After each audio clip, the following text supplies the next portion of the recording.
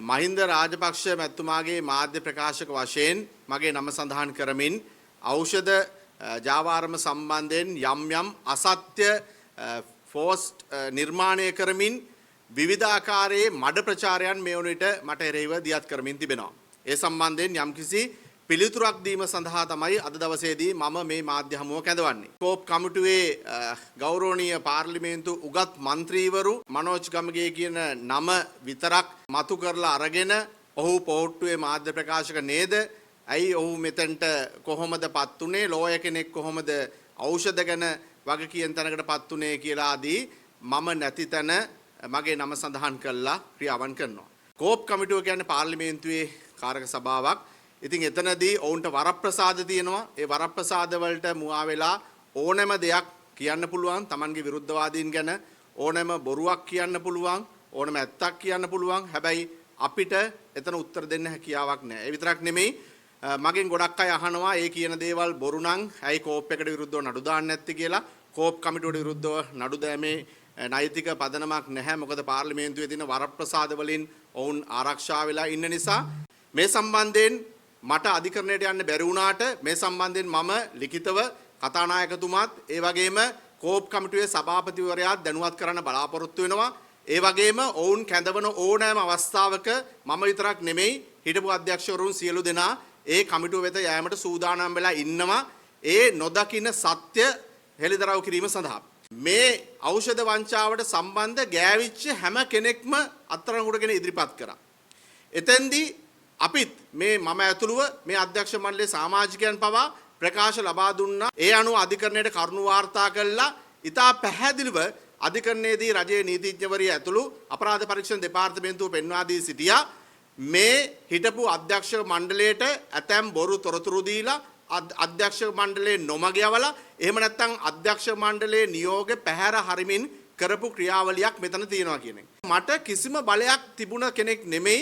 මට විතරක් නෙමෙයි අධ්‍යක්ෂ මණ්ඩලයේ කිසිම සමාජිකයෙකුට කිසිම බලයක්. මොකද විවිධ ක්ෂේත්‍රවල නියෝජනය කරන පුද්ගලයෝ එතන හිටියා. නීතිඥවරයෙක් හිටියා.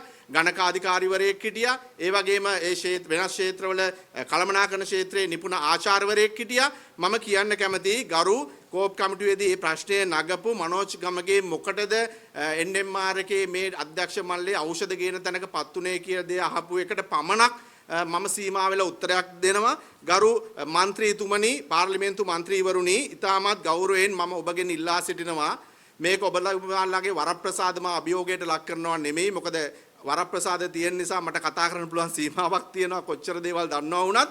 ඒක නමුත් මා ඉතා ගෞරවයෙන් ඉල්ලා සිටිනවා ඔබතුමන්ලා යම් කමිටුවකට සහභාගී වෙනකොට අඩුම තරමේ ඒ පනත කියවලා ඒකට සහභාගී වෙන්න එතන නැති පුද්ගලයන්ට අපහාසාත්මක ප්‍රකාශයන් කරන්න කලින් ජාතික ඖෂධ නියාමන අධිකාරී පනතේ ඉතා පැහැදිලිව හතර වගන්තිය මම ඔබගේ අවධානයට යොමු කරනවා. හතර වගන්තියේ කියනවා පිළිවෙලින් කළමනාකරණය නීතිය ගණකාධිකරණය හෝ සෞඛ්‍ය යන ක්ෂේත්‍රවල විශිෂ්ටත්වයක් දක්වා ඇති වෘත්තිකයන් 4 දෙනෙකු අමාත්‍යවරයා විසින් මේ අධ්‍යක්ෂක මණ්ඩලයට පත් කළ යුතුයි කියලා. මේක NMR එකට විතරක් නෙමෙයි රටේ හැම අධ්‍යක්ෂක මණ්ඩලයකම විවිධ ක්ෂේත්‍ර නියෝජනය කරන පුද්ගලයන් පත් කරනවා. ඒ NMR එකට වුණ පත් කරන්නේ බෙහෙත් ගැන හොයන්නවත් බෙහෙත් ගැන තීන්දුව తీරන ගන්නවත් නෙමෙයි. ඒ ක්ෂේත්‍රයන් වල පුද්ගලයන් පත් කරන්නේ ඒ ක්ෂේත්‍රයන් වල මතුවෙන ගැටලු निराකරණය කර ගැනීමේදී ඔවුන්ගේ සහාය ලබා ගැනීම සඳහා.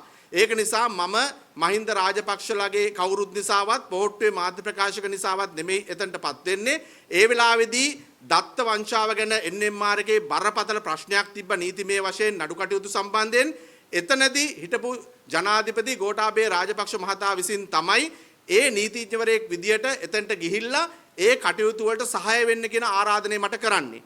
එහෙම නැතුව වෙන කිසිම අමාත්‍යවරයෙක්ගේ ගෝලයක් නෙමෙයි මම. ඉතින් මම එතනටපත් වෙන්නේ නීතිඥවරයෙක් ලෙස වසර 22ක උසාවියේ නඩු කතා කරපු ඒ වගේම රාජ්‍ය ආයතනවල කටයුතු කරපු පළපුරුදු නීතිඥවරයෙක් විදියට. ඉතින් ඒක නිසා කවුරු හරි හිතනවා නම් මම මේ තැන් වලට පත් වෙලා තියෙන්නේ කාගේ හරි තියෙන අර දේශපාලන හෙංචයියෙක් වීම නිසා කියලා ඒක කරුණාකරලා නිවැරදි කරගන්න.